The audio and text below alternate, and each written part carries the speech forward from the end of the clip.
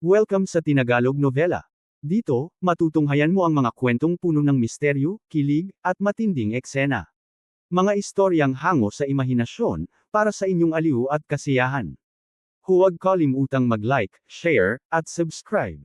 I-click ang bell para di ka mahuli sa mga bagong kabanata. Di nagtagal, naipon na ni Glenn ang lahat ng bahagi ng Black Weaver sa isang malaking storage bag. Napakalaki nito kumpara sa maliit at payat niyang katawan, pero madali niya itong naihak. Nag-alinlangan sandali si Dad Ian nang makita si Glenn na handa nang umalis. Ngunit sinabi niya, mukhang may nakita akong bagay doon. Itinuro niya ang lupa. Bagamat haka-haka lamang ito, ngunit isinasaalang-alang ang kanyang kakayahan, nagpasya siyang ituloy ito. Oh, nagulat si Glenn, naamoy mo ba iyon? Sa lupa, sagot ni Dad Ian. Buong tiwala ang lahat sa galing ni Dad Ian sa pang-amoy matapos ang naunang tumpak na pagsubaybay. Kinuha ng lahat ang kanilang mga sandata para maging handa sakaling may lalabas. Commandant si Glenn sa night at agad itong lumapit sa lugar na tinuro ni Dad Ian. Sinimulang tusukin ng night ang lupa. Nakita ng mga miyembro ng koponan ang mga puting bilog na bagay sa buhangin matapos siyang makagawa ng isang pit na humigit kumulang 30 sentimetro. Sumilay ang mga mata ni Glenn at ng iba, itlog ng Black Weaver. 8 itlog ng Black Weaver ang natagpuan sa loob ng hukay. Napagtanto ni Dad Ian na tama ang kanyang hinala. Masaya siya ngunit may kaunting panghihinayang. Sa kasamaang palad, masyado siyang mahina upang makaiwan sa koponan at lihim na kuhanin ang mga ito. Ngunit napakadelikado ng lugar na ito at kahit ang mga intermediate silver hunters ay natatakot na mag-isa. Kahit na may super sense of smell siya at kayang matukoy ang mga halimaw ng maaga, may mga hayop na may kakayahang itago ang amoy nila at tahimik na umatake sa biktima. Hindi bihira ang ganitong mga halimaw sa lugar na ito. Muling pinag-isipan ni Dad Ian ang opsyon na iyon dahil ayaw niyang kumuha ng panganib. Hindi naman palaging mapalad ang Diyos sa kanya. Tiningnan ni Glenn ang mga itlog ng Black Weaver sa kanyang mga kamay, 8 sila, kaya may pagkakataong may isa na mabubuhay. Maaari kong kainin ito mamaya upang palakasin ang rate at lakas ng aking magic marks. Masaya rin si Knight, ngunit biglang napansin ni Dad Ian ang archer na nakatayo sa tabi niya. Kahit na tumatawa at bumabati sa kanya si Glenn, tila may matalim na ekspresyon ang archer. Bukod pa rito, dahil sa taas ng pagitan nila, kitang-kita ni Dad Ian na nakasikip ang kamao ng archer, at ang kanyang hinlalaki ay bahagyang dumulas dahil sa puwersa. Naintindihan ni Dad Ian ang bahagya at ngiti sa kanyang isip. Noong nakipaglaban ang Black Weaver at nakipagtagisan sa amin, wala itong pagkakataong lihim na itago ang mga itlog nito. Naalala ni Glenn ang nakaraang laban. Huminga siya ng malalim at tumingin kay Dad Ian, buti na lang maingat ka sa pagmamasid, kung hindi, hindi namin mapapansin ang 8 hindi pa hinog na itlog. Ngumiti si Dad Ian ngunit nanatiling tahimik. Naiinis siya sa sarili dahil kahit hindi sinasadya, tila nasaktan niya ang archer. May kakayahan itong marinig ang ultrasonic na tunog, kaya dapat narinig din niya ang tunog na nanggagaling sa mga itinagong itlog ng Black Weaver. Kaya naman iminungkahi niyang pumunta sa area number 6 para manghuli. Halos halatang dahilan lang iyon at malinaw na naghihintay siya na umalis ang koponan bago lihim na kunin ang mga itlog. Ngunit nabigo ang plano ng archer at nahayag sa harap ni Glenn at ng Knight. Hindi naman sila bobo at naintindihan ang lahat, ngunit hindi nila ipinakita ang galit. May kaaway na naman akong nakuha, tiningnan ni Dad Ian ang mga mata ng batang archer. Nagulat siya nang makita na nakangiti pa rin ito. Pero alam niyang kailangan niyang tandaan ang hitsura ng archer. Sakaling magkita sila sa labas ng giant wall sa hinaharap, kailangang lumayo siya rito. Kung hindi, maaari siyang maging target ng lihim na paghihiganti at malagay sa sitwasyong delikado. Sa kredito ni Dean natin. Nahanap ang 8 hindi pa hinog na itlog. Pamuna si Glenn kay Dad Ian sandali, ayon sa presyo ng consortium, nagkakahalaga ang bihirang itlog na ito ng 1,000 gold coins. Pero depende sa survival rate, kaya maaaring tumaas o bumaba ang halaga. Ipapaubaya ko sa consortium para ayusin ang presyo. Pero kalahati ng halaga ng 4 na itlog ay para kay Dean dahil siya ang nakakita. Magkakahalaga iyon ng 4,000 gold coins. Ang iba ay makakakuha ng 1,000 gold coins na kompensasyon bawat isa. Dahil hindi pa hinog ang mga itlog, ibibigay ko sa consortium para tulungan akong palakihin ang mga ito. Ngumiti si Glenn nang makita na walang tumutol sa pamamahagi. Nagulat si Dad Ian nang makita na ibinigay ni Glenn sa kanya ang malaking bahagi ng pamamahagi. Hindi niya inasahan na kalahati ng halaga ay para sa kanya. Bukod dito, makakakuha pa siya ng magandang loob ni Glenn. Salamat kay Dean sa pangamoy nito. Tumawa ng malakas si Knight. Ngumiti rin si Gat at tapik-tapik ang balikat ni Dad Ian, ayos to. Ngumiti si Dad Ian at nakipagpalitan ng magalang na salita sa iba. Inilagay ni Glenn ang 8 itlog at umatras ang grupo sa parehong ruta. Habang naglalakad, ang pangamoy ni Dad Ian at ang ultrasonic hearing ng Archer ay nakatulong sa kanila na makaiwas sa maraming halimaw. Ngunit nakatagpo pa rin sila ng ilang halimaw. Isa sa kanila ay naglaho sa anino at umatake, ngunit sa kabutihang palad, mabilis na nakatugon si Glenn at napatay ito. Sa mga laban na iyon, unti-unting naunawaan ni Dad Ian ang lakas ni Glenn sa labanan. Kaya niyang makitungo sa mga halimaw hanggang level 20. Ngunit nahihirapan siya sa mga halimaw na higit sa level 20. Halimbawa, kung mag-isa siyang makatagpo ng Black Weaver, isang level 26 na hayop, malalagay sa panganib ang kanyang buhay. Pagkatapos ng lahat, kung wala ang babala ni Dad Ian tungkol sa posisyon ng Black Weaver, tahimik itong lumapit at umatake, at hindi ito matatukoy ni Glenn sa oras. Inihatid ni Glenn ang koponan palabas ng area no. Nakapasok sila sa kagubatang may malalaking puno sa tabi ng highway.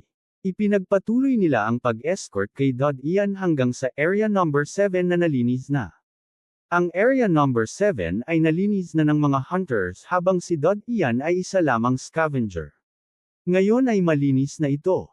Kahit na may natitirang mga halimaw, kaya niyang umiwas at tumakas mula rito. Maliban na lang kung malas ang kanyang kapalaran at makatagpo siya ng pinakadelikadong hayop sa area no. 7. Pagpasok niya sa area number 7, nakita ni Dad Ian ang maraming undead na naglalakad-lakad. Ipinaalam sa kanya ni Glenn at ng iba na sila ang huling linisin. Maliban kung nasa daan ng hunter team, papatayin sila. Karaniwan, hindi iniinit ang mga hunters na hanapin ang mga ito. Tuwing may bagong nililinis na lugar, unang hinahanap at pinapatay ang mga halimaw na may parasitic worms. Ito ang pinakamapanganib na uri ng halimaw sa lugar. Mas malakas ang mga halimaw na may parasitic monsters kumpara sa ordinaryong halimaw. Kung hahayaan nilang hulihin ang undead, may ilang hayop na tatakas sa ibang lugar. Lalo na sa mga lugar na kontrolado ng ibang consortium. Para bang ibinibigay ang pinakamagandang bahagi sa ibang consortium. Hindi natarante si Dad Ian nang makita ang mga aimlessly na undead. Sa halip, natuwa siya. Nakakita siya ng gusali at umakyat sa mataas na lugar. Sinimulang maghagis ng mga bato upang makagawa ng tunog at akitin ang mga undead mula sa ibang lugar. Ang manghuli ng antas 4 na ordinaryong undead ay paborito ng pangunahing manghuhuli kumpara sa ibang halimaw. Susundan ng undead ang kanilang instinct. Sapat na ang simpleng patibong para patayin sila, hindi tulad ng ibang mga nilalang na may mabagsik na pakiramdam ng kaligtasan. Kahit ang mga bone rats, ay marunong umiwas sa panganib at mahirap. Hulihin gamit ang patibong. Ngunit dapat tandaan na ang ordinaryong undead ay magbabago sa isang kalansay matapos dumaan sa isa pang mutation. Kapag sobra na ang kanilang kinain at naabot ang bagong antas, tataas ng husto ang kanilang kakayahan at mag-upgrade. Maaabot nila ang antas kung saan kaya nilang labanan ng direkta ang isang intermediate silver level na manghuhuli. Bukod pa rito, magkakaroon sila ng kamalayan at hindi madaling patayin ng panlabas na puwersa. Nakakita na si Dad Ian ng bangkay ng kalansay sa lugar bilang numero 1. Sa ngayon, madali niyang natutukoy ang mga ordinaryong undead kaya't naglakas loob siyang manghuli gamit ang patibong. Whoosh! Whoosh! Whoosh! Lumipad ang mga palaso. Ang kanyang epektibong abot ay 100 metro at katumbas ito ng taas ng isang gusali na 24 na palapag. Karaniwan, ang taas ng karamihan sa mga residensyal na gusali ay 4 hanggang 5 metro bawat palapag. Nakatayo si Dod Ian sa ika-20 palapag, mga 80 metro mula sa lupa. Delikado ang bubong dahil sa pagkasira ng konkreto. Gumamit siya ng mga bato para akitin ang undead sa loob ng kanyang epektibong abot. Tama ang pag-target ng mga palaso sa undead. Madali niyang nasusubaybayan ang galaw ng mga ito matapos ang matinding karanasan sa Black Weaver. Mas madali niyang mahulaan ang kilos ng undead kumpara sa Black Weaver. Ang palaso ay tumatama sa ulo ng undead at itinatabon ito sa lupa. Paminsan-minsan, tumatama sa balikat o dumadaan sa mukha ang palaso. Ang puwersa ng tama ay sapat para matamba ito ngunit hindi nakararamdam ng sakit ang undead. Kadalasan, tatayo ito at tatakbo patungo sa ingay. Patuloy na hila ni Dod Ian ang pana at nagpasabog ng palaso. Nauubos ang mga palaso sa kanyang quiver nang magpunta siyang kumuha pa sa likuran ngunit wala na. Napangiti siya ng bahagya sa kagalakan. Pumunta siya sa kabilang side ng gusali at nagsimulang maghagis ng bato upang akitin ang undead sa ibang lugar. Bumagsak ang mga bato sa kalye. Umalangaw-ngaw ang tunog sa tahimik na mga guho. Matindi ang pandinig ng undead kaya agad silang nagtungo sa pinagmulan ng tunog. Mabilis na bumaba si Dod Ian sa hagdan habang pinapahid ang undead powder sa kanyang katawan. Naabot niya ang unang palapag at pumunta sa tambak ng mga bangkay. Pinutol niya ang mga ulo o binasag ang leeg ng mga undead. Nakakuha siya ng 7 o 8 at dinala pabalik sa gusali. Naupo siya sa isang sulok at sinimulang buksan ang mga ulo. Nakakita siya ng malamig na kristal sa loob at nagsimulang kolektahin ito. Pagkatapos ng batch na ito, tumakbo ulit siya sa labas para mangolekta ng higit pang ulo at dinala pabalik sa sulok upang suriin. Sa 3 ulit, nakolekta niya ang lahat ng ulo ng undead at naibalik rin ang mga palasong nagamit niya. Ngunit pagkatapos nito, hindi na siya nagpatuloy sa pangangaso at umakyat pabalik sa bubong. Kinuha niya ang isa sa mga malamig na kristal at sinuwi ang kanyang daliri. Bumagsak ang mainit na dugo sa kristal. Para bang yelo ang nakatagpo ng mainit na tubig. Sa lugar kung saan bumagsak ang dugo, natunaw ang kristal at naging malinaw na pilak na likido. Patuloy na pagmamasid ni Dod Ian. Huminto siya sa pagpapahid ng dugo upang suriin ang kristal. Habang lumipas ang oras, lumamig ang dugo ngunit hindi na ito naging malamig na kristal muli. Nakaluwag ang loob ni Dod Ian ngunit naisip niyang hindi sapat ang isang eksperimento lamang bilang garantiya. Bumaba siya sa ibaba at kinolekta ang dugo ng undead. Ngunit ang dugo ng undead ay hindi natunaw ang kristal.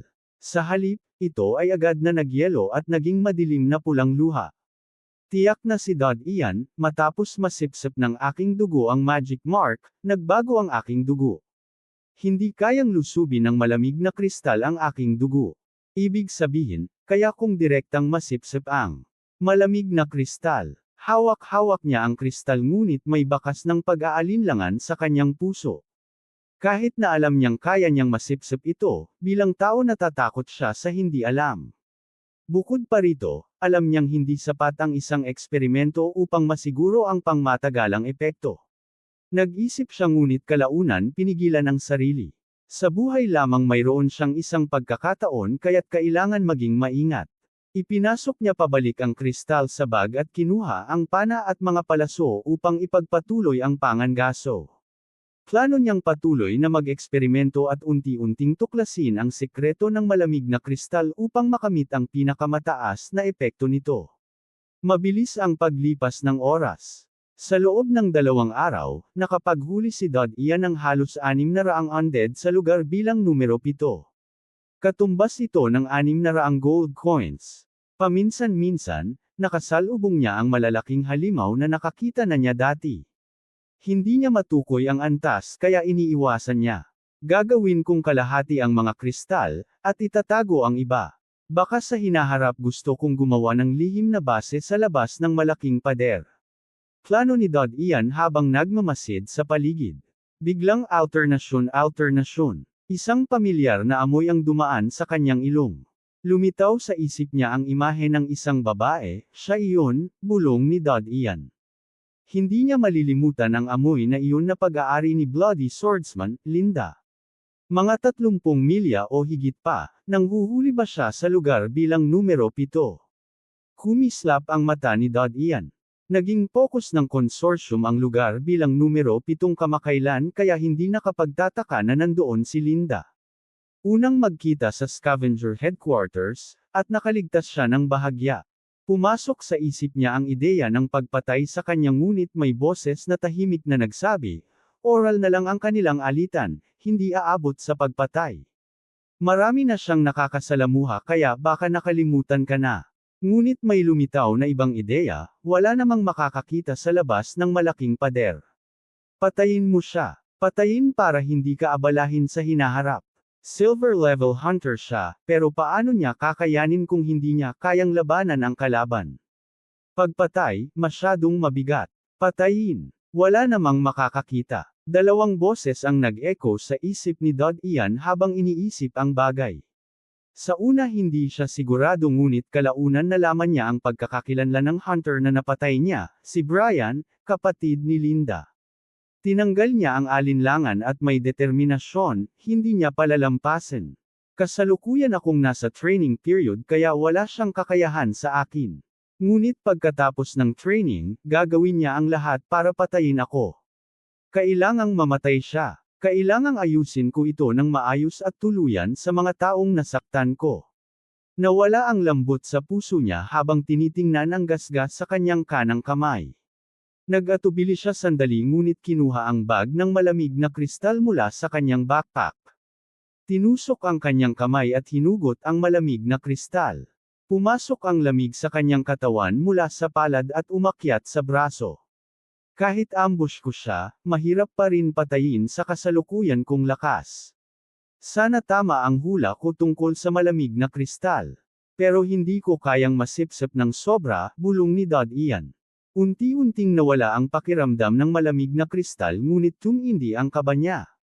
Pagkatapos ng sandali, kinuha niya ang pangalawang kristal at sinipsip din. Huminto siya nang makaramdam ng hindi komportable sa katawan. Napakagandang pagkakataon at ang tanging tsansa ko para makipaglaban.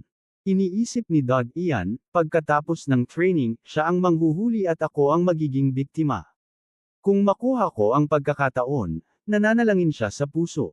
Delikado ang hakbang. Ngunit kung hindi niya kukunin, mas mahirap ang laban pagkatapos ng training. Pinakamainam na mahawakan ang pagkakataon. Kung hindi, pasibo siyang lalaban sa mga atake ni Linda sa hinaharap. Area No. 7. Isang wasak na kalye. Mahigit 20 patay na undead ang nakahandusay sa lupa.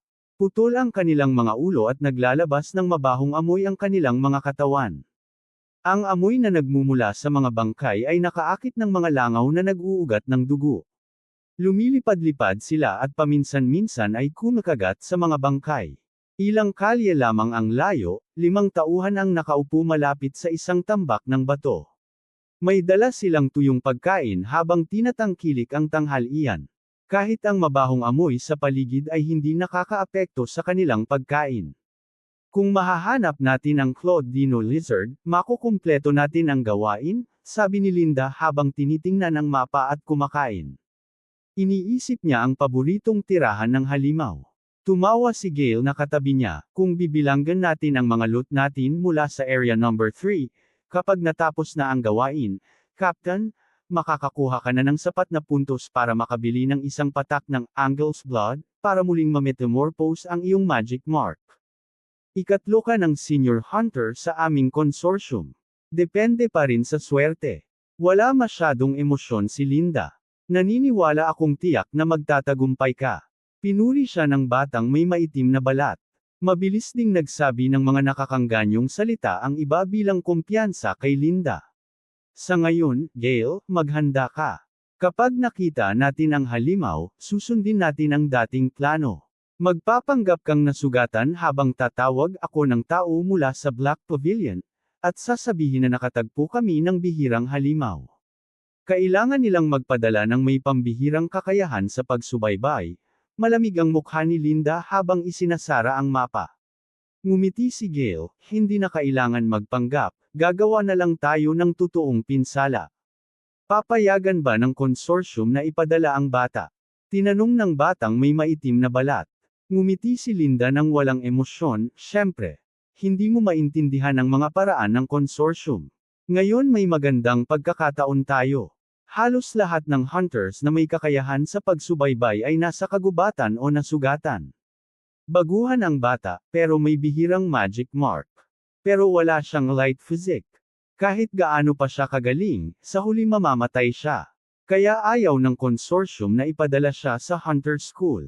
Tumango ang batang may maitim na balat, sa ganitong paraan may lilipat ng konsorsyum ang bata sa aming grupo. Unti-unti naming matutorture siya at iiwan na lang ang bangkay niya. Kailangan lang nating sirain ang mga bakas na pwedeng magturo sa kanya. Kukuha lang tayo ng magic mark mula sa bihirang halimaw at sasabihing namatay siya habang nangangaso. Kahit may pagdududa ang konsorsyum, wala silang magagawa. Ngumiti ang iba. Kumikislap ang mga mata ni Linda habang nananaginip. Matagal na niyang iniintindi si Dod Ian at sabik na siyang mahawakan siya. Kahit walang bakas na maibabalik sa amin, alam mo kung paano hawakan ng konsorsyum ang ganitong uri ng alitan. Unti-unti kaming i-marginalize. Bukod dito, ipapadala kami sa napakapanganib na gawain. Maingat na inanalisa ni Gale ang bawat detalye. Siyempre, mahinang sabi ni Linda. Kumain at nag-usap sila. Nang matapos, tumayo si Linda at pinunasan ang alikabok sa katawan. Kailangan nating silipin ang Red Lake area, baka makakita tayo ng bakas ng halimaw. Sige. Tumango silang lahat. Pinangunahan ni Linda ang grupo gamit ang mapa patungo sa Red Lake. Gitling-gitling-gitling. Si Dod Ian. Hindi pa rin nakakaramdam ng anumang abala ang katawan ni Dod Ian, sa halip, tumaas ang kanyang paningin at pandinig. Lalo na ang pang-amoy niya. Dati, nararamdaman niya ang approximate na posisyon ni Linda, pero ngayon, kaya na niyang tukuyin ang eksaktong posisyon niya halos 1 kilometro ang layo. Habang tahimik na sinusubaybayan ang amoy, naglagay siya ng bagong layer ng undead powder sa katawan para hindi siya mapansin. Huminto si Dod Ian matapos makuha ang humigit kumulang 100 kristal. Mabilis na tumaas ang temperatura ng katawan kaya huminto siya agad. Natakot siyang ma-addict sa cold crystal. Malaki rin ang bawat piraso, kasing laki ng table tennis ball. Kahit matuno, sapat na ang laman para sa ilang bote. Nang uminom siya ng maraming tubig, hindi rin komportable. Unti-unting bumalik sa normal ang temperatura ng katawan nang huminto siya. Nahanap niya ang lugar at itinago ang natitirang cold crystals. Kinuha ang kanyang pana at mga palaso at sinubaybayan ang amoy ni Linda. Papalaki na ang distansya sa pagitan nila. Mukhang patuloy na nangangaso si Linda. Kung bibihagan ko sila, pwede kong tamaan siya mula sa malapit, pero malalaman ng ibang hunters at papatayin nila ako. Nag-iisip si Dod Ian. Hindi ko pwedeng umasa lang sa pana. Ang paggawa ng bitag ay uri rin ng kagamitan. Ang scout lang ang may ganitong tools, pero kaya kung gumawa ng simpleng bitag. Bagamat hindi matatalo ng scout, ang iba. Maraming ideya ang pumapasok sa kanyang isip. Lumipas ang oras. Gitling-gitling-gitling. Dumating ang 2 araw. Panahon ng tag-ulan. Pinigil ng mga ulap ang liwanag ng araw. Wasak at tigang ang mga guho ng lungsod. Matapos ang mabigat na ulan, basa ang mga kalye. Ang amoy ng pagkabulok ay kumakalat sa paligid. Sa paligid ng Red Lake, mataas ang damo sa gilid ng lawa. Ang mga bangka para sa sightseeing ay nangalumot na. Nawawala na ang karamihan sa mga barko, tanging mga kalaw-angin at bulok na balangkas ang natira. Dahan-dahan silang tinatadyak ng alon. Kapag mas malakas ang hampas, pwede silang mapunit. Umupo si Linda malapit sa gilid ng damo at pinagmamasdan ang paligid. 2 araw na silang narito. Maikling panahon ito para sa kampo pero hindi rin kaunti. Maraming araw na ang nakalipas mula nang dumaan ang mga bakas. Malamang ay napunta na ito sa malayo, sabi ng batang may maitim na balat na nawalan na ng pasensya. Sagot ni Linda, dahil dumaan dito, babalik din ito. Wala silang magawa kundi humintay. Biglang humalik si Gale at bumulong, "Tina-target tayo." Tina-target. Kumikislap ang matinding galit sa mga mata ni Linda, "Halimaw ba? O isa pang grupo?" "Hindi, iisa lang." Nag-alinlangan si Gale. "Naabsorb mo ba ang magic marks nito?" Nagmadaling lumapit si Gat. Tiningnan niya ang dugo na bumabalot sa katawan ni Glenn habang nagtatanong. Bukod kay Dod Ian, lahat ng mata ng iba pang miyembro ng koponan ay nakatuon kay Glenn. Tila naiinggit sila sa kanya. Bagamat alam nilang hindi nila makukuha ang bagay na ito, naramdaman pa rin nila ang excitement sa tanawing iyon. Bahagyang tumango si Glenn, "Sa pagkakataong ito, salamat sa tulong nyo, nakuha ko ang gusto kong makuha." Lahat ay kumilos ng magalang at mapagpakumbaba, ngunit sa loob-loob nila ay masaya. Kailangang tandaan, kung paboran sila ng isang senior hunter, magiging maliwanag ang kanilang kinabukasan sa consortium. Tiningnan ni Dod Ian ang patay na swordsman, "Babalikan ba natin ang kanyang bangkay o dito na lang natin ililibing?" Tumingin si Glenn pabalik at huminga ng malalim, na-infect ang katawan niya, nasa suspended animation state lang siya. Masisira ng kasamaan ang kanyang kaluluwa at muli siyang babangon bilang undead. Paiinitin natin ang kanyang katawan.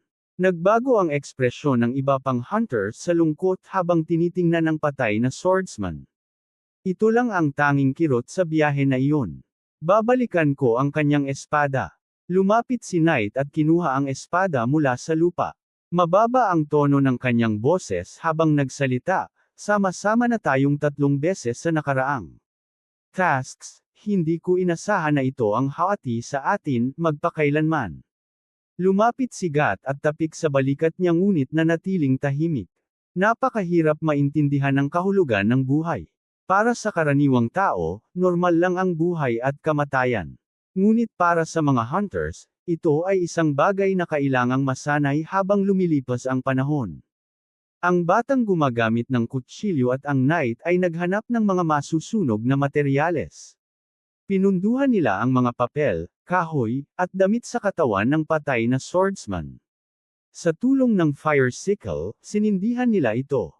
Ang pulang apoy ay sumalamin sa mukha ng lahat habang pinapanood nilang nauupos ang kanyang katawan sa abo. Nang hamupa ang apoy, ang natira lamang ay abo at mga buto. Lumapit si Glenn at inilibing ito sa lugar. Matapos ayusin ang katawan ng swordsman, tumayo si Glenn at lumapit sa katawan ng Black Weaver. Lumapit ang batang hunter na may kutsilyo para tulungan si Glenn. Pareho silang sanay sa pag-dissect ng halimaw. Hinati ang mucosa at tinanggal ang matigas na balat ng beast. Ito ay isang bihirang pagkakataon upang matutunan ang anatomiya ng halimaw kaya lumapit si Dod Ian upang panuurin.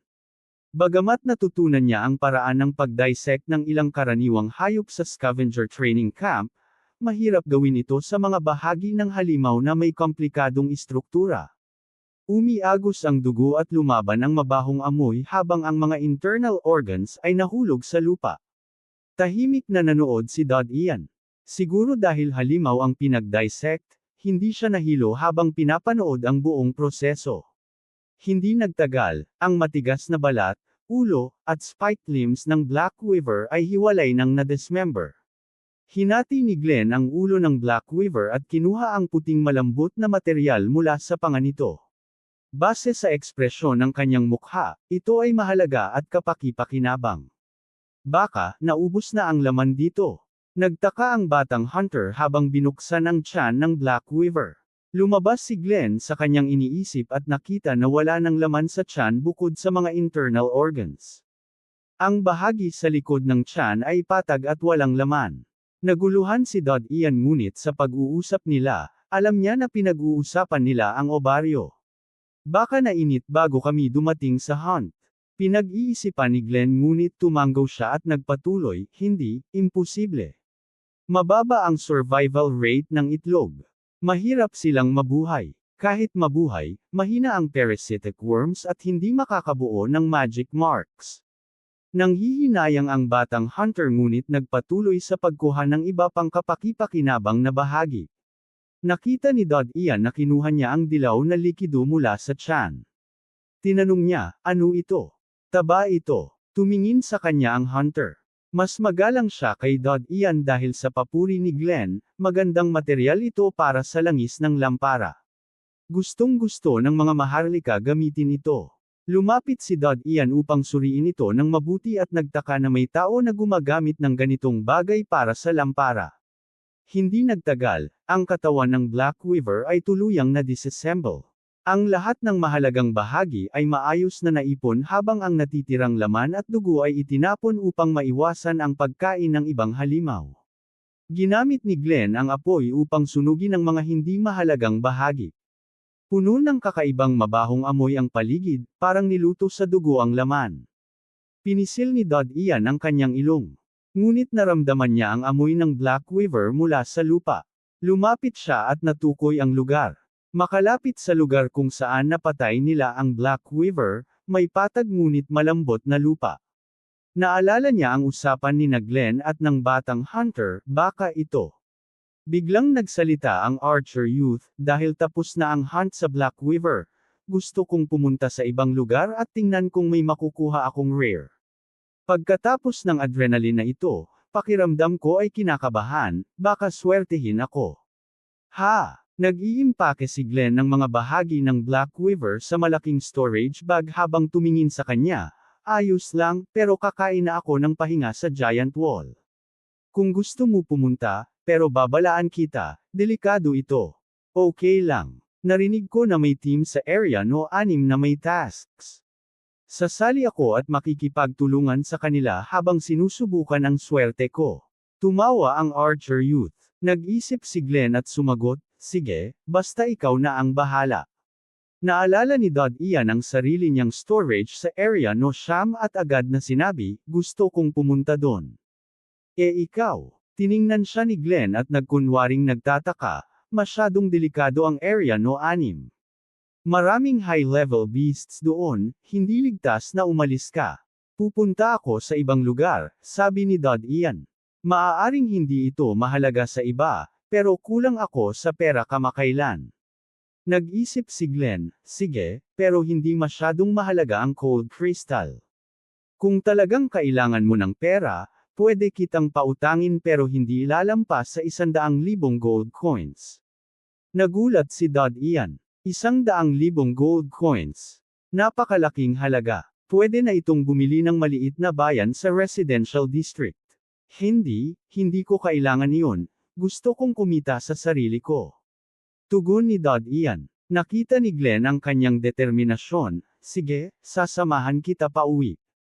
Tumango si Dod Ian dahil hindi niya kayang mag-isa sa lugar. Mga kaaway sa likod. Habang hinaharap niya ang sakit, kumilos ang instinct ni Linda. Mabilis siyang nag-isip ng ilang paraan para tumugon habang pinipigilan ang walang saysay na sigaw. Isa sa kanyang mga kamay ang nagtaas ng espada para harangin ang paparating na mga palaso, habang ang isa pa niyang kamay ay bumitaw sa pader. Bumagsak ang kanyang katawan. Dahil sa lakas at kasanayan niya, ang pagbagsak mula sa 3 palapag na gusali ay hindi makakasakit sa kanya. Pagkatapos niyang lumapag, tumingin siya sa direksyon kung saan pinaputok ang nakaraang palaso. Sa kabilang gilid ng kalsada ay may isang gusali, ngunit hindi ito kasing taas ng gusaling kanyang inaakyat. Dahil sa taas ng high-rise, inisip nila na ang kalaban ay pipiliin ang pinakamataas na gusali, ngunit hindi nila inasahan na ito pala ay bahagi ng bitag. Kahit na nagmamadali, napansin niya na ang mga palaso ay nagmula sa bubong ng gusali. Nasa bubong ang kalaban. Tumingin siya pataas at nakita ang maliit na anyo sa bubong malapit sa isang sira-sirang pader. Hawak nito ang pana at palaso. Muli siyang tumutok at nagpasabog ng palaso kay Linda. Paano, siya? Nakita ni Linda ang mukha ng kalaban. Natakot siya at nakalimutan ang sakit sa kanyang mukha. Hindi niya inasahan na ang baguhan na plano nilang alisin ay lalabas sa harap niya sa ganitong sandali.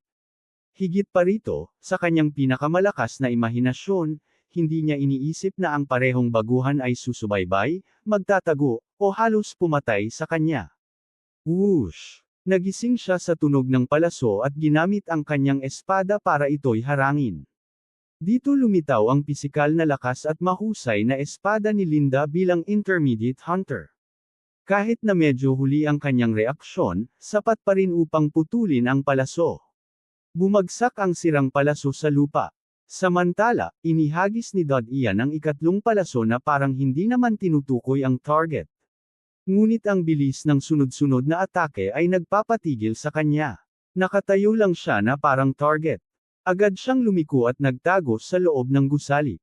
Hindi inaasahan, pagpasok niya, biglang nahuli ng kanyang paa ang isang bagay. Kumilos siya na parang diyosa ng kidlat, at nailipat ang takong niya. Ngunit bago pa man niya maalis, isang lubod ang lumabas mula sa bumagsak na bahagi. Tinakpan nito at nahuli ang kanyang mga paa. Bukod pa, rito, ito ay slipknot, habang hinihila niya, lalo itong tumitibay. Kasabay nito, isang biglaang puwersa ang dumating mula sa kabilang dulo ng lubad. Bigla niyang naramdaman ang kawalan ng timbang habang hilahin pataas ang kanyang katawan. Nakaangat ang kanyang mga paa habang nakatingin pababa sa lupa. Mabilis niyang ginamit ang espada upang putulin ang lubad at palayain ang kanyang mga paa nang hindi natatakot. Ngunit nang maputol niya ang lubad, bumagsak ang sahig sa itaas. Agad siyang umikot upang iwasan ang paparating na konkretong bato. Bang! Narinig niya ang pagbangga ng mga bato sa dating posisyon niya. Umangat ang alikabok. Napakapal niya at medyo natakot. Ngunit saglit lang, sumiklab ang kanyang galit. Bilang isang intermediate silver level hunter, halos mamatay siya sa kamay ng isang baguhan. Kung hindi niya naputol ang lubad sa oras, malubhang masasaktan siya ng mga bumagsak na bato. Dagdag pa rito, may palaso sa kanyang mukha. Kung tinamaan pa ito ng bato, lalabas ang sakit sa kanyang isip. Bahagyang nagkunot ang noo ni Dod Ian nang makita niyang nabigo ang bitag. May kaunting takot at kawalan ng magawa habang pinagmamasdan ang pisikal na kakayahan at karanasan ni Linda bilang intermediate hunter. Pinunasan ni Linda ang kanyang mukha habang bahagyang humihinga dahil sa adrenaline. Tumingin siya sa high-rise kung saan naruroon si Dod Ian, ngunit hindi niya iginahasang lumabas. Hindi rin niya plano pumasok sa gusali ngayon dahil sa malubhang sugat at takot sa iba pang bitag. Natakot ang kanyang puso. Nagdesisyon siyang manatili muna sa lugar. Naniniwala siyang alam na nina Gale at ng babaeng may maitim na balat ang sitwasyon. Isa lang ang kalaban samantalang sila ay dalawa, kaya makukuha nila si Dod Ian sa huli. Ngunit malinaw na nakita ni Linda na itinabi ni Dod Ian ang pana, umikot, at tumakbo. Tumakbo. Gusto mo lang tumakbo. Na parang walang nangyari. Naubos na ang iyong mga bitag at wala ka ng ibang plano, ngayon lang tatakbo. Nanginginig ang kanyang katawan sa galit. Kumikilos ang mga kalamnan sa kanyang mukha, na nagdudulot ng sakit sa sugat mula sa palaso. Ngunit pinigilan niya ang impulsong habulin si Dod Ian. Una, may bahagyang pangamba na isa pang bitag ito. Pangalawa, masyado siyang nasugatan. Kung hindi niya hilahin ang palaso, kailangan niyang gamitin ang isa niyang kamay upang hawakan ito. Kung hindi, habang tumatakbo o gumagalaw, lalala ang sakit. Bukod dito, alam niyang may lason sa palaso. Ang pamilyar na mabahong amoy ay galing sa dugo ng undead. Kinagat niya ang kanyang ngipin habang hinuhugot ang palaso ng dahan-dahan. Napunit ang laman sa kanyang bibig. Tumulo ang luha. Hindi man ito ang pinakamakamatay na sugat sa kanyang karera, tiyak na ito ang pinakamasakit. Matapos ang huling hilamos, kinuha niya ang first aid kit mula sa kanyang backpack. Nagbandage siya sa mukha upang maiwasan ang karagdagang panganib at impeksyon. Nagulat sina Gale at ang maitim na babae nang makita ang seryosong sugat ni Linda sa mukha. Habulin siya. Mabilis. Huwag natin siyang palampasin. Sabi ni Linda na halata ang kahirapan sa pagsasalita dahil sa sugat. Mabilis na tumingin sina Gale at ang babae sa gusali kung saan naruroon si Dod Ian. Putang ina. Nilagyan niya ng dugo ng daga para itago ang amoy niya. Sabi ni Gale habang palapit sila sa gusali.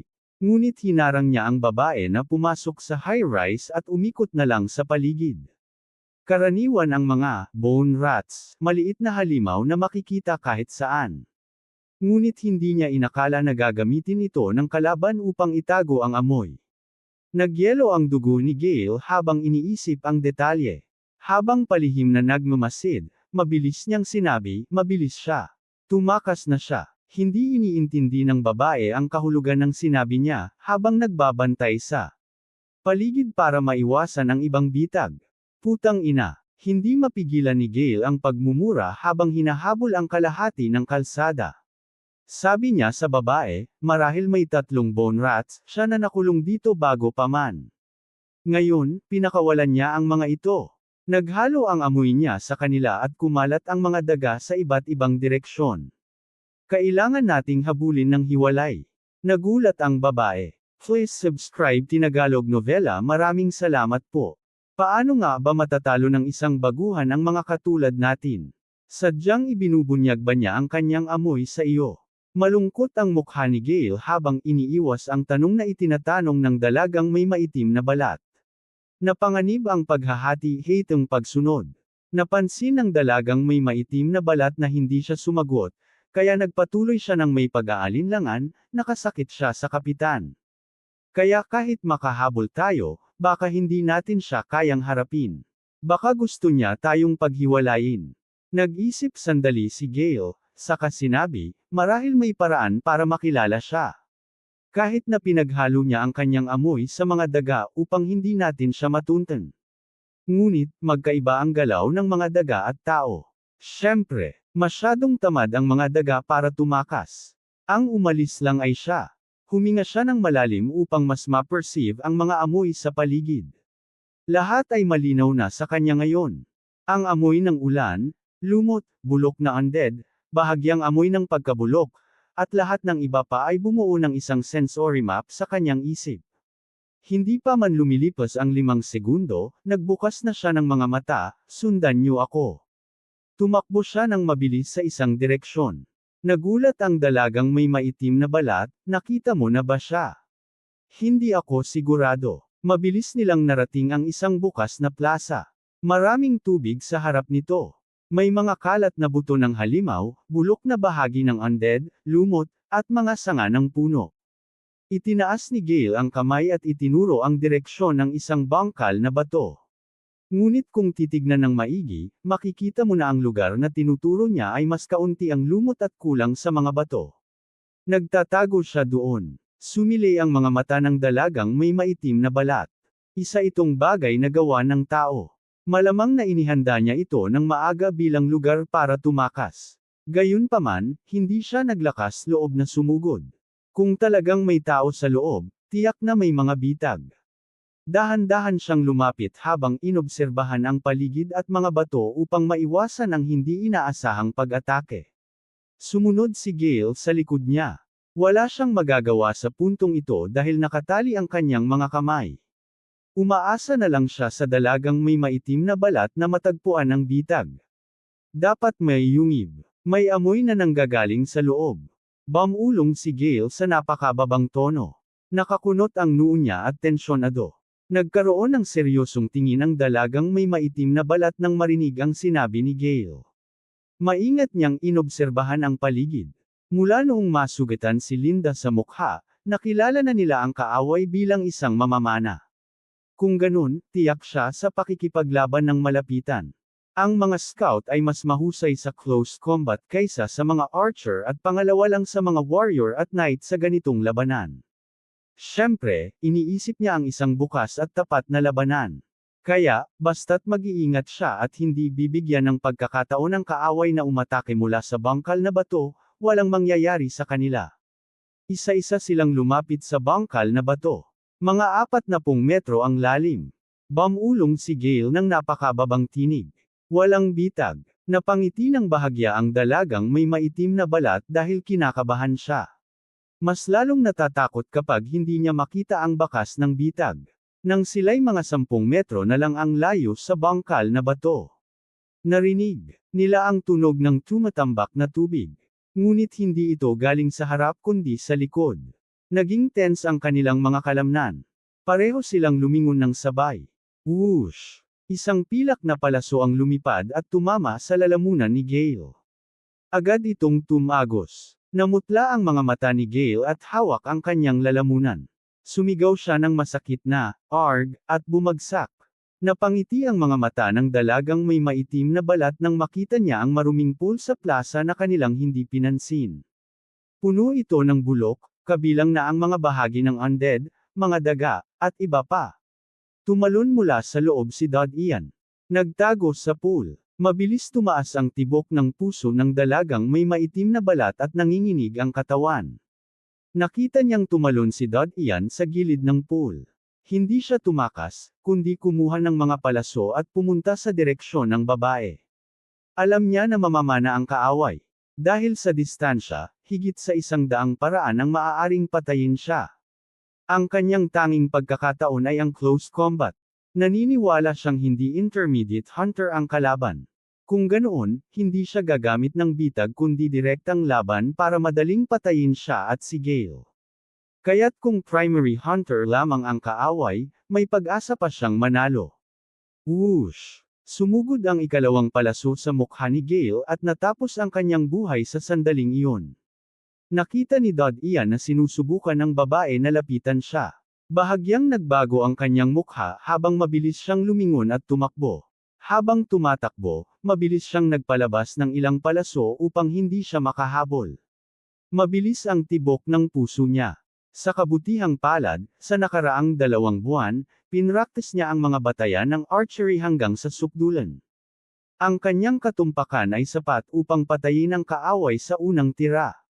Whoosh! Tumakbo si Dod Ian sa likod ng matataas na gusali. Nakita ng dalagang may maitim na balat na iniwan ng kaaway ang lahat at tumakas. Papalapit na sana siya upang habulin si Gale ngunit nakita niyang tumutok ng palaso ang kaaway. Natakot siya at dali-daling itinataas ang katawan ni Gale para depensahan ang sarili. Isang palaso ang tumama sa dibdib ni Gale. Tiningnan niya si Dod Ian na papasok sa high-rise ngunit nag-atubili siyang sundan. Dahil sa nangyari kay Linda o sa trahedya ni Gale, hindi niya matiis na makita ang kaaway. Hindi siya sigurado kung may bitag pa sa likod ng gusali. Ang pagtukoy sa mga bitag ay mangangailangan ng oras kaya hindi niya maaaring lumapit ng husto sa gusali kung may mamamang nakatago sa loob. Ano ang dapat kong gawin? Nag-atubili at nalito siya. Sa huli, hinailan niya ang katawan ni Gale at lumingon mula sa plaza. Lumapit siya sa gilid at naupo. Pagkatapos, kumuha siya ng smoke signal mula sa kanyang backpack at naglabas ng pulang flare. Pinapadala niya ito bilang senyales sa iba. Nabawasan ang tensyon ni Dod Ian. Nakita niyang hindi siya hinabol papasok sa high-rise. Ngunit nagsisi siya dahil naglagay siya ng mga bitag sa loob ng maaga. Gayunpaman, ang kanyang mga bitag ay hindi kayang pumatay ng normal na primary hunter. Hindi niya rin pinag-aralan ng sistematiko ang paggawa ng bitag kundi sa kanyang imahinasyon lamang. Sa kabutihang palad, ayos lang ako. Umupo siya sa pader at huminga ng malalim. Nakita niya ang pulang usok mula sa plaza at alam niyang ito ay senyales. Alam niyang napatay niya ang kasamahan na may kakayahang tumuntan sa tao. Ngayon, bulag na sila at maaari niyang gamitin ang kanyang pang-amoy upang sundan sila sa dilim at umatake sa unang pagkakataon. Nakita niya ang aking hitsura. Bagaman galit siya, mukhang maingat at makasarili ang kanyang ugali. Wala na silang paraan upang matunten ako. Sa kabutihang palad, may kaugnayan ang magic mark ni Linda sa dugo. Malamang kaya hindi makakahawa ang bulok na dugo sa mga palaso sa kanya. Mata ni Dod Ian ay kumikislap habang mabilis siyang nagkalkula. Mabilis na nagmadali si Linda nang makita ang pulang usok na itinaas sa langit bilang senyales. Naramdaman niyang mabigat ang loob niya dahil ang pulang usok ay dapat gamitin lamang sa sitwasyong pang-emergency. Nakita niya ang maitim ang balat na babae na nakaupo at nakatingin sa sirang mataas na gusali habang mabilis na naghahanda ng mga bitag.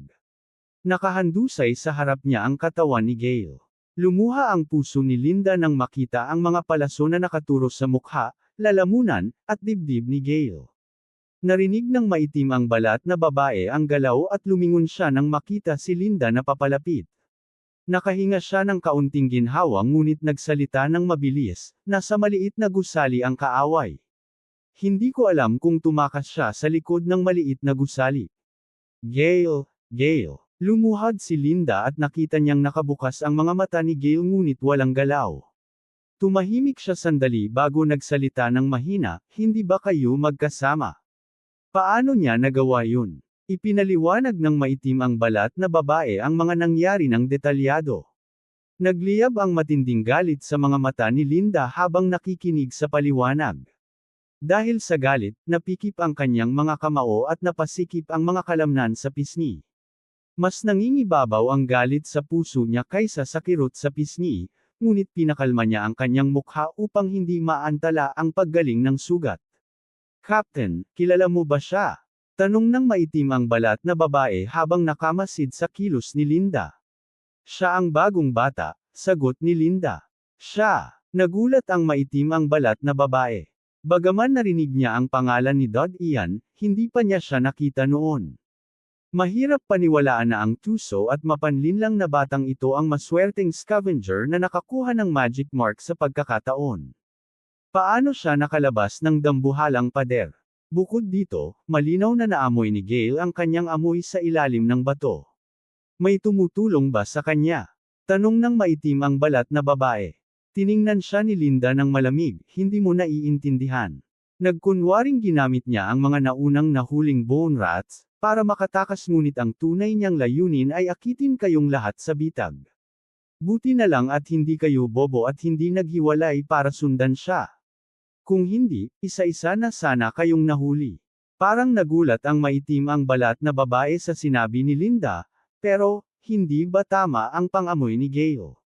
Ginamit niya si Gale. Dumaan ang lamig sa mga mata ni Linda. Ang dahilan ni Gale kung bakit narating niya siya dito ay marahil bahagi ng plano ng kaaway.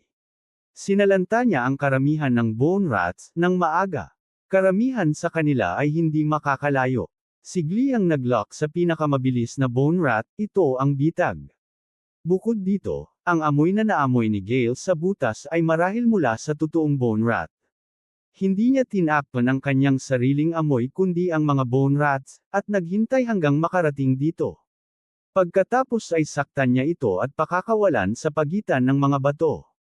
Nakatago siya sa pond para takpan ang sarili niyang amoy at saka kayo inatake mula sa likod. Kahit hindi personal na nakita ni Linda ang lahat, napatunayan ng maitim ang balat na babae ang kanyang analysis.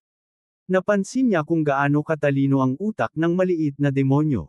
Naalala niya ang paraan kung paano tumalon si Dod Ian mula sa pond, hinayla ang pana at tumira. Bagaman tinatawag nila siyang bata at iniisip na immature, sa sandaling iyon, nagkaroon siya ng ibang pakiramdam. Captain, ano ang gagawin natin ngayon? Susundan pa ba natin siya? Tanong ng maitim ang balat na babae na may alinlangan. Tumitig si Linda sa mataas na gusali at bamulong, hindi, babalik siya. Kailangan lang nating maghintay. Tumingin siya sa katawan ni Gale at sinabi, kailangan nating sunugin ang katawan niya. Ang mga palaso ay may impeksyon. Sa loob ng kalahating oras, magiging undead siya. Kinagat ng maitim ang kanyang labi at bamulong, naiintindihan ko. Nagpahiwatig si Linda at lumingon upang umalis. Sinimulan ng maitim ang balat na babae na hilahin ang katawan ni Gale at sumunod sa kanya. Nakakita sila ng maliit na gusali at doon nagsettle. Pinili nila ito dahil baka bumagsak ang mataas na gusali pagkatapos ng malakas na ulan, at upang maiwasan na gamitin ito ni Dod Ian para sa pag-atake. Nagtipon ang mga ulap sa langit. May kulog habang umuulan ng malakas. Nilinis ni Linda at ng maitim ang balat na babae ang isang bukas na lugar, naghanap ng masusunog na materyales, at sinunog ang katawan ni Gale. Umuulan ng malakas sa labas. Malamig ang panahon. Tiningnan ng maitim ang balat na babae ang mga itim na mata ni Gale at nakaramdam ng kaunting lamig. May bakas ng kalungkutan sa kanyang mga mata. Matapos ilipat ang abo ni Gale, lumingon siya kay Linda. Nagulat siya nang makita siyang nakatayo sa harap ng bintana, nakatingin sa ulan. Hindi niya alam ang isipin. Captain, bamulong ang maitim, babalik ba talaga siya? Babalik siya, sagot ni Linda nang hindi tumitingin. Dati, kami ang nag-una sa paghahanap sa kanya kaya naglagay siya ng mga bitag at ambush. Pero ngayon, hindi natin siya hinahabol, di ba? Mahinang sabi ng maitim ang balat na babae. Kailangan niyang bumalik. Lumingon si Linda at tumingin sa kanya, mas matalino siya kaysa akala natin.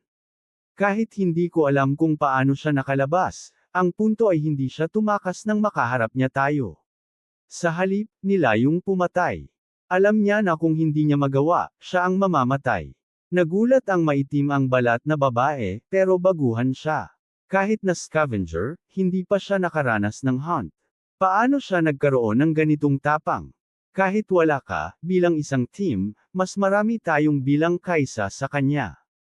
Paano siya naglakas loob na pumatay? Napatunayan niya na kaya niya. Tiningnan siya ni Linda, bagaman mas bata siya kaysa sa iyo, matatag ang kanyang puso. Maaaring hindi pa siya nakaranas ng hunt, pero, marahil dito nakatago ang kanyang talento. Naging panginginig ang maitim ang balat na babae, buti na lang hindi natin siya binigyan ng pagkakataon na lumaki, kung hindi magiging malaking banta siya sa hinaharap. Tiningnan ni Linda ang bintana at pinagmamasdan ng malakas na ulan, siguradong nababahala siya ngayon. Hindi natapos ang plano niya. Ngayon, nasa kamay natin ang inisyatiba. Dapat natatakot siya na makaligtas tayo. Kung mapalampas niya ang pagkakataon, papatayin natin siya pagkatapos ng training. Kung ako siya, ano ang gagawin ko ngayon para patayin tayo? Nalilito ang maitim ang balat na babae at hindi makaisip ng sagot. Parang may tabing sa langit ang malakas na ulan. Nawala na sila, hindi nila ako hinabol. Maamoy ni Dod iyan sa amoy ni Linda at ng isa pang babae na umalis na sila. Nakita na ni Linda ang kanyang hitsura kaya hindi siya dapat titigil sa puntong ito. Kaya bakit hindi? Bigla siyang nakaisip ng isang posibilidad, patay na ang nag-iisang mamamana sa kanila. Kaya kung magpatuloy silang bulag na habulin ako, mahuhulog sila sa mga patibong ko at mamamatay, maghihintay na lang ba sila? Medyo nag-isip siya at agad na naunawaan ang ideya ni Linda. Alam niya na desperado akong patayin siya. Kaya hindi siya nagmamadali. Lumalim ang mukha ni Dod Ian. Kung hahayaan kong makabalik sila sa pader, mapapasok ako sa mapanganib na sitwasyon. Gagamitin niya ang kanyang identidad bilang silver level hunter at mapapasama ako sa kanilang grupo. Kapag lumabas kami sa higanting pader, wala na akong kahit kaunting pagkakataon na makatakas. Dapat ay naglagay sila ng ilang patibong at naghihintay sa akin, ano ang magagawa ko? Nung umisi si Dod Ian, ang tanging pagkakataon ay maghintay hanggang maniwala ang kabilang panig na umalis na siya at mag-relax. Pagkatapos ay maaari niyang salakayin sila. Gayunpaman, silver level hunter si Linda at hindi madaling maloko sa pangalawang pagkakataon. Bukod dito, kung sasama ang dalawa pang kasama nila, magiging grupo sila ng 4. Kahit patayin niya ang isa, agad siyang hahabulin ng 3, kailangan niyang hiwalayan sila. Bukod pa rito, 100 metro lamang ang abot niya at hindi 100% ang katumpakan. Posibleng magkamali habang nagbabaril. Rumble alternasyon. Umugang ang kulog at pinailaw ang kulay abo ng langit. Tumingin si Dod Ian sa bumubuhos na ulan at unti-unting nakabawi sa kanyang kalmado. Umalangaw-ngaw sa kanyang isipan ang kulog. Kung magagamit ko lang ang kidlat, ang galing nun. Naisip ni Dod Ian. Ngunit wala siyang tamang kagamitan para magamit ang kidlat. Hindi rin niya ito kayang gawin. Gamitin ang kidlat. Isang ideya ang dumaan sa isip ni Dod Ian. Natigilan siya sa una pero biglang nagningning ang kanyang mga mata sa excitement, syempre. Bakit ako naging tanga hanggang ngayon? Kung hindi ko sila kayang patayin ng direkta, bakit hindi ko nalang gamitin ang panlabas na puwersa? Umaasa lang ako sa sariling lakas sa laban, ang tanga ko. Anong pinagkaiba ko sa normal na sundalo na walang utak? Ang tanga ko talaga. Dinampot niya ang ulo ngunit labis ang kanyang kasiyahan. Gitling-gitling-gitling. Sa panahon ng tag-ulan, mabilis ang pag-ulan. Habang humihina ang ulan, bumalot ang paligid sa amoy ng basa. Nilinis ng ulan ang amoy ng bulok at mga bangkay sa mga guho. Mabilis na lumubog ang araw sa kanluran at dumating na ang gabi. Ang mga pinto at bintana ng maliit na apartment ay lumiit at sira na. Nasira na ang orihinal na salamin ng bintana. Nakahanap ang batang may maitim na balat ng sapat na kahoy at bato para isara ang mga puwang at mahigpit na binalot ng mga baging. May maliit na apoy sa gitna ng silid. Bukod sa dalawang babae, ginamit din ni Linda ang mga usok na senyales para tawagin pabalik sina Nick at Reed na malapit sa Red Lake. Maraming dahilan kung bakit niya sila tinawag pabalik. Siyempre, hindi para harapin si Dad Ian ng mag-isa. Una, isinasaalang-alang niya na hindi kayang harapin ni Nick at Reed ang Claw Dino Lizard ng mag-isa. Mahihirapan silang patayin ito at posibleng kainin. Pangalawa, nag-aalala siya na baka hindi atakihin ni Dad Ian si Linda kundi si Nick at Reed. Mahuhuli niya sila ng hindi handa at maaaring mapatay. Kaya tinawag niya ang lahat para tapusin si Dad Ian. Pagkatapos, may pagpapatuloy nila ang kanilang gawain. Hindi siya nag-aalala. Kung ibang bata si Dad Ian, marahil iisipin niyang titigil na ang kabilang panig ng Mabaigo ang atake. Ngunit dahil sa karanasan, hindi niya planong trituhin ang baguhan bilang karaniwang bata. Sa kaibuturan ng kanyang puso, hindi siya nagkaroon ng kahit kaunting paghamak. Si Gale, pinatay ng maliit na demonyo. Tanong ni Nick habang tumingin sa burol sa sulok ng silid. Hindi rin makapaniwala si Reed at tinanong ang batang may maitim na balat, totoo ba ito? Bata pa lang siya, hindi pa man lampas 14. Paano niya nagawa? Tumingin si Linda sa benda sa kanyang pisngi at nagsalita ng malamig, huwag mo siyang maliitin o baka ikaw na ang susunod. Tumingin si Reed sa kanyang mga labi na nanginginig. Maliwanag ang katotohanan kaya hindi na siya nagsalita. Maghihintay ba tayo? Hindi maiwasang tanungin ni Nick. Malamig na sumagot si Linda, ano? Wala ka bang pasensya? Hindi, ang saglit lang ay sayang ang oras, sagot ni Nick. Tumingin siya at sinabi, kung ayaw mong mag-antala, lumabas ka, hanapin siya at patayin. Napahiya si Nick sa sinabi at tumahimik. Ang kakayahan niya sa Magic Mark ay pantulong lamang kaya hindi siya magaling sa pagsubaybay. Huwag kang mag-alala, wala siyang light physique. Mas mahihirapan ang katawan niya kapag mas matagal siya sa labas ng higanteng pader. Paglipas ng oras, hindi na rin makakatulong ang Magic Mark sa kanya laban sa radiation. Ang batang may maitim na balat ay nagsalita ng may kumpiyansa, nakaayos na ako ng maraming patibong sa paligid. Mas matagal siyang mag-antala, mas matatag ang aming sitwasyon. Marahil, hindi na namin siya kailangang patayin ng personal, isang patibong na lang ay sapat na. Sabay na huminga sina Nick at Reed. Hindi nila akalain na isang baguhan ang magpapatalsak sa isang team na may silver-ranked hunter. Naintindihan ni Linda ang ideya mula sa ekspresyon nila pero hindi niya sinabi. Gayunpaman, kung mahuhuli si Dad Ian sa patibong, lulupidyan niya ang katawan nito at huhugutan ang dugo. Gitling-gitling-gitling. Sa isang iglap, lumipas ang 2 araw. Ang huling 2 araw ay tahimik. Parang nawala na si Dad Ian. Naniniwala sina batang may maitim na balat, Nick at Reed na umalis na si Dad Ian, pero iginiit ni Linda na nagtatago siya sa paligid, naghihintay ng tamang pagkakataon. Pagkatapos ng lahat, alam ng tatlo bilang mga hunters ang proseso ng pangangaso. Mahalaga ang pasensya. Ang manguna ay madaling ma-expose at magiging biktima habang ang kabilang panig ay manghuhuli. Wala silang magagawa kundi maghintay. Kinain na ni Linda ang tuyong pagkain at hinaplos ang sugat sa kanyang mukha. 3 araw na ngunit gumaling na ang sugat. Wala nang peklat o sakit. Ang pangunahing dahilan ng mabilis na paggaling ay ang kanyang magic marks. Kaya niyang kontrolin ang daloy ng dugo at pabilisin ang paghilom. Napakahalaga nito para sa mga hunters na madalas nasa labas ng higanteng pader. 1/3 sa mga hunters ay namamatay sa labas dahil sa tuloy-tuloy na sugat at kakulangan sa agarang paggaling. Bukod dito, ang mabilis na paggaling ng sugat ay nagbibigay kay Linda ng higit na tapang sa pagharap sa mga halimaw. Kahit masaktan siya, kayang ayusin ng katawan niya ang sugat. 3 araw, tumingin si Linda.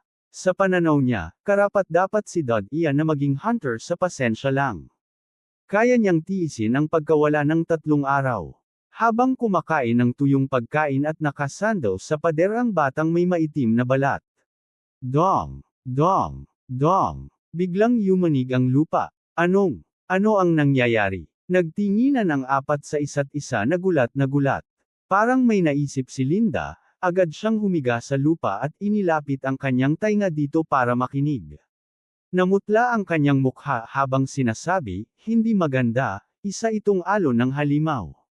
Ano? Nagulat ang tatlo. Ang pinakamalupit na sakuna sa labas ng dambuhalang pader ay kapag sabay-sabay umatake ang mga halimaw, na nagiging isang alon ng halimaw.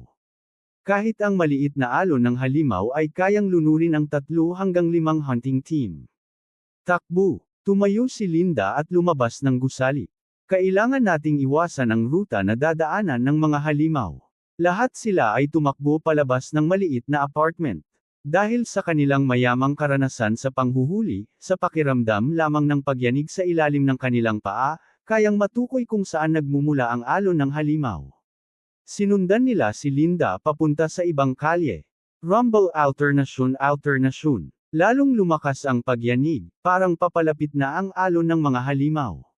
Boom! Dahil sa pagyanig ng lupa, may isang gusali sa malapit na nabiyak at gumuho, nagdulot ng alikabok sa hangin at malakas na tunog na umalangaw-ngaw. Hindi tumigil si Linda para tumingin ngunit patuloy siyang tumakbo ng mabilis. Whoosh! Isang palaso ang tumama mula sa isang maliit na gusali malapit sa kanila. Hindi inaasahan ang palasong ito dahil sila ay nagpanik at nagmamadali. Sa pagtakas, bukod dito, hindi nila akalain na may aambush sa ganitong kalapitan. Bagamat nakapag-react si Linda, huli na ang kanyang katawan para maiwasan ang palaso. Dagdag pa rito, ang target ng palaso ay hindi siya kundi ang batang may maitim na balat na kasabay niyang tumatakbo. Itinaas ng batang may maitim na balat ang kanyang daga upang harangan ang paparating na palaso, ngunit habang abot layo pa lang ang kanyang braso, tumagos ang palaso sa kanyang balikat. Dahil sa biglaang pag-atake, hindi nakarespond ang kanyang katawan sa oras at parang tinamaan ng pambihirang martilyo, bumagsak siya sa lupa. Kinuha ni Nick at Reed ang kanilang mga armas at tumayo sa harap niya para protektahan siya habang nakatingin sa direksyon kung saan galing ang palaso. Ngumiti ng ngipin ang babae sa sakit ngunit hindi nagsalita. Okay ka lang ba? Tanong ni Linda. Hinawakan ng batang babae ang kanyang balikat at pilit na tumango, ayos lang ako. Huwag huminto, papalapit na ang alon ng halimaw. Takbo! Naramdaman ni Linda ang ginhawa nang makita niyang hindi malubha ang sugat. Tinulungan ni Nick ang babae na tumayo, ngunit sa parehong sandali, isang palaso pa ang pinaputok. Ngunit alerto siya at handa na. Naitaboy niya ang palaso gamit ang daga. Nagtatago siya doon. Ituro ni Reed ang pinagmumula ng mga palaso. Mahigpit na kinamot ni Linda ang kanyang espada habang nakatitig sa maliit na gusali na humigit kumulang 100 metro ang layo. Ngunit parami ng parami ang pagyanig sa likuran. Kung lalapit siya sa gusali para labanan si Dod Ian, kahit mapatay niya ito, mahuhuli sila ng alon ng halimaw. Isinasaalang-alang iyon ng isa pa, kaya siya ganito katapang ngayon, isip ni Linda. Bahagyang nanginginig ang kanyang katawan sa galit ngunit pinipigilan niya ang sarili. Maraming hunter ang namatay dahil sa emosyonal na desisyon, nakita na iyon ni Linda. Huwag kayong mag-alala sa kanya. Kailangan nating makaalis dito. Alam ni Nick at Reed kung gaano kritikal ang sitwasyon. Bukod dito, alam nila ang mga tusong patibong na ginagamit ni Dod Ian noon, kaya nag-aatubili silang habulin siya. Sino ang nakakaalam kung anong klase ng patibong ang nakalatag? Pinagmamasdan ni Dod Ian mula sa maliit na gusali. Ayon sa inaasahan, hindi siya sinundan at patuloy na tumakas ang mga ito. Ngumiti siya ng bahagya. Nararamdaman niya ang presensya ng batang babae na maitim ang balat na naglatag ng mga patibong, ngunit hindi pa siya nakapasok sa maliit na gusali. Kaya naglakas loob siyang pumasok sa gusali. May dala siyang bag ng sealed blood. Tahimik siyang nawala sa gusali. Takbo! Takbo! Mabilis na tumakbo ang apat, tumatalon sa mga nagkalat na bato at gumagalaw ng pinakamabilis. Ngunit ilang minuto lang ng mabilis na pagtakbo, lalong lumalapit ang tunog ng pagyanig sa lupa. Tumalon si Linda sa isang tambak ng bato at mabilis na lumingon. Bahagyang lumiit ang kanyang mga mata sa nakita. Nakita niya ang halos 4 metrong taas na mga halimaw na mabilis na humahabol sa kanila. Mga halimaw na hugis leon ngunit balat ay parang tao. Wala silang buhok at may 7 hanggang 8 braso na parang tao. Peste, ito ang isang grupo ng brainpeckers. Pangit ang ekspresyon ni Linda. Lumilingon ang batang may maitim na balat at ang dalawa pang kasama para tingnan ang mga halimaw. Lahat ng brainpeckers ay adult. Hindi kakayanin ng isang pangunahing hunter na humarap sa kanila. Napakabilis nila at napakahirap takasan. Nakita nila tayo. Hindi natin sila matatakasan. Nanginginig si Nick sa takot. Ngumiti si Linda at sinabi, Rona, naaamoy nila ang iyong dugo. Sinasadyang saktan ka ng bata para sundan tayo ng brainpeckers. Namutla si Rona sa takot ngunit may kaunting pag-asa pa kay Linda. Bilang silver level hunter at dating kasama, alam niyang susubukan ni Linda na iligtas siya. Tumingin siya kay Linda, alam ko. Salamat, may komplikadong ekspresyon si Linda habang nagpatuloy, ako ang bahala sa iyong mga mahal sa buhay. Salamat, may pasasalamat sa mukha ni Rona habang tumigil siya at humarap sa nalalapit na mga halimaw. Napakaraming bagay na hindi pa niya natatamasa. Maaalis siya ng may panghihinayang. Itinaas niya ang kanyang maikling daga at malungkot na hinarap ang mga paparating na halimaw. Puff! Ang unang halimaw na nakarating sa kanya ay umungal at itinaas ang 3 higanteng braso upang hampasin siya. Wala siyang magawa at naging pagkain ng halimaw sa loob lamang ng ilang segundo. Matagal nang nakalayo sina Nick, Reed, at Linda sa lugar. Ngunit hindi nila kayang takasan ang brainpeckers. Naglingon si Nick sa gulat nang makita niyang hindi tumigil ang grupo sa paghabol kahit napatay na si Rona, hindi tayo makakatakas. Takbo! Takpan natin ang ating amoy. Hindi lumingon si Linda, alam na niya ang eksaktong mangyayari. Pagdating niya sa sulok ng kalye, hinugot niya ang undead powder. Ibinalaw niya ito sa kanyang katawan at dumaan sa butas ng isang sira-sirang gusali. Sumunod si Reed at itinakip ang kanyang amoy gamit ang parehong paraan. Sumunod siya kay Linda sa butas. Si Nick ang huling dumating sa sulok. Ngunit nadapa ang kanyang paa at ang undead powder na hawak niya ay natapakan. Hindi ito sapat para maitago siya sa oras. Malapit na ang brainpecker sa kanya. Captain, tulong, sigaw ni Nick sa takot, may desperadong ekspresyon. Nagkawatak-watak ang kanyang katawan dahil sa malalaking braso ng brainpeckers. Ang pagtatanggol gamit ang armas ay walang gaanong silbi. Parang naghahanap ang mga brainpecker beasts ng ibang biktima para ilabas ang kanilang galit dahil hindi sapat na patayin si Nick. Tahimik na pinagmamasdan nina Linda at Reed ang mga ito sa pamamagitan ng puwang sa pader ng gusaling kanilang tinatigon. Puno ng kaba ang kanilang mga puso habang dahan-daang humihinga upang pababain ang kanilang tibok ng puso, natatakot na baka mapansin sila ng mga mabagsik na halimaw. All right. Mahigpit na hawak ni Reed ang hawakan ng kanyang daga, nagdarasal, huwag sana nila kami makita, hindi daw manghuhuli ng undead ang brainpeckers. O, Diyos ng liwanag, Ama, pagpalain mo ang iyong mga tao. Roar! Nawala ang target ng kawan, kaya naglalakad-lakad sila sa kalye na galit. Paikot-ikot ang kanilang mga buntot na parang ahas habang naghahanap ng susunod na biktima. Nabawasan ang kaba nina Linda at Reed nang makita nilang hindi pumasok ang mga brainpecker sa gusaling kanilang tinatigon. Pero hindi pa rin sila makapagpahinga dahil patuloy na naglalakad ang mga halimaw sa paligid. Tahimik nilang ipinagdarasal na sana ay umalis na ang kawan sa lalong madaling panahon. Sa tensyon na iyon, halos mabulunan sila sa takot nang may matalim na tunog ng sipol at tumama ang isang palaso sa maliit na gusali. Halos tumalon sina Linda at Reed sa takot dahil nakalimutan nilang may bagong dating na nagtago sa dilim. Damn! Mahigpit na niyakap ni Linda ang kanyang mga daliri nang marinig ang palaso na tumama sa gusali. Pero nanatili siyang mahinahon at mabilis na nag-isip ng plano. Kung gusto nitong akitin ang mga brainpecker sa gusali gamit ang palaso, siya rin naman ang magbabalik sa kanila gamit ang bato. Kumuha siya ng bato, itinaas ang kamay, at tiningnan ang direksyon kung saan nanggaling ang palaso. Whoosh! Hindi nagtagal, tumayo siya at yumuko, sapat lang upang itapon ang bato. Bang! Crash! Nakita niya na tumama ng eksakto sa natirang bintana ang bato. Ang tunog ay malinaw at matinis.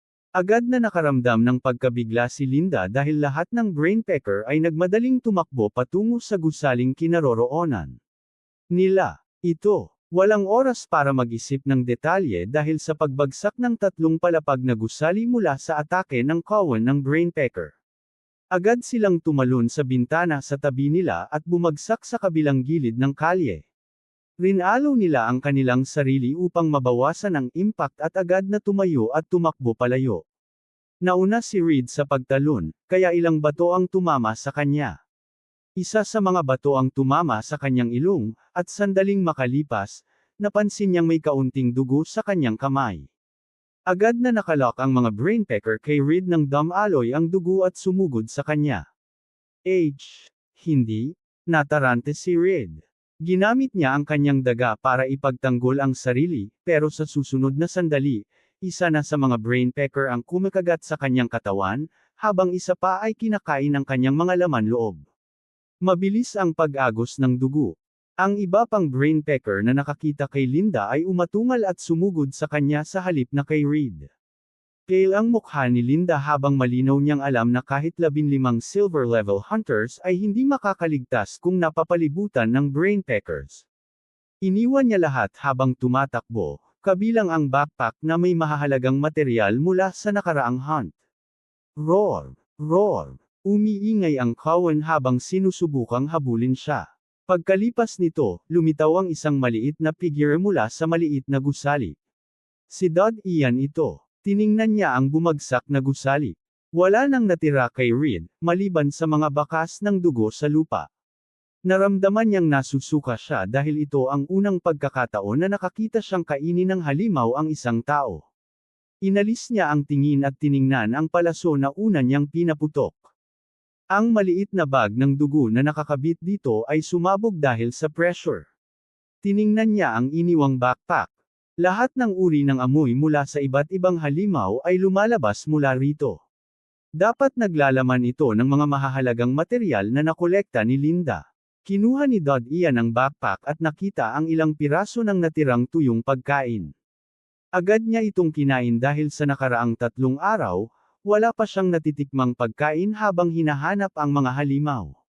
Habang kumakain, bigla niyang naamoy ang dugo mula kay Linda. Hindi niya akalain na masugatan na siya ng ganoon kabilis. Mukhang maganda ang naging trabaho niya sa paghahanap sa mga halimaw. Direct kill, bulong ni Dodd Ian. Pero biglang naamoy niya na halo sa amoy ni Linda ang iba pang mabahong amoy. Hindi niya maiwasang isipin ang lugar kung saan siya nagpunta. Ang sewage network. Maliwanag sa mata ni Dodd Ian na nanatili ang mga halimaw sa kalye at hindi pumasok dahil masyado silang malaki at mahirap pumasok. Hindi niya inaasahan na napakaraming halimaw na dinala niya rito ay mabibigo sa pagpatay kay Linda. Talagang kakaiba ang kakayahan sa pag-survive ng isang intermediate hunter. Hindi siya nagmadali sa paghabol dahil sa amoy, alam niyang bumagal ang takbo ni Linda sa sewer. Mukhang naisip ni Linda na hindi siya susundan ng mga halimaw, kaya ginamit niya ang pagkakataon para magpahinga at mag-restore ng lakas. Handa na siya ngayon, kaya magiging mahirap at di-epektibo ang paggamit ng palaso sa isang ambush. Ang naunang diversion plan ay di rin gagana muli. Nagamit na ito minsan, kaya hindi siya mahuhulog dito sa pangalawang pagkakataon, naharap si Dodd Ian sa pagbabago ng sitwasyon. Plano niya sana siyang ihiwalay at atakihin, pero hindi ito gagana. Ito na ba talaga ang katapusan? Bulong niya. Kung mas magaling lang ang archery skills ko, napatay ko na siya sa ambush. Sa ngayon, ang range ko ay 100 metro, ibig sabihin kung mabaigo o mapigilan niya ang tama ko, patutunayan akong mapuputol ang ulo sa susunod na ilang segundo, mahigpit niyang niyakap ang kamao. Kahit gusto kong mag-improve, hindi ito. Basta-basta magagawa agad. Walang silbi ang spiralang arrows dahil hindi mabilis. Kung may baril lang. Pero 300 taon na, kaya baka hindi na maayos ang mga baril sa police station. Parang ipiprito ko na lang sarili ko. Oh, nagulat si Dodd Ian. Hindi magagamit ang baril pero pwede kung gamitin ang bala. Maaari kong gamitin ang pulver at gumawa ng bomb. Natuwa siya sa posibilidad. Ang pulisya ay may espesyal na storage room para sa mga armas. Malamang na naalagaan ang mga baril at bala sa loob.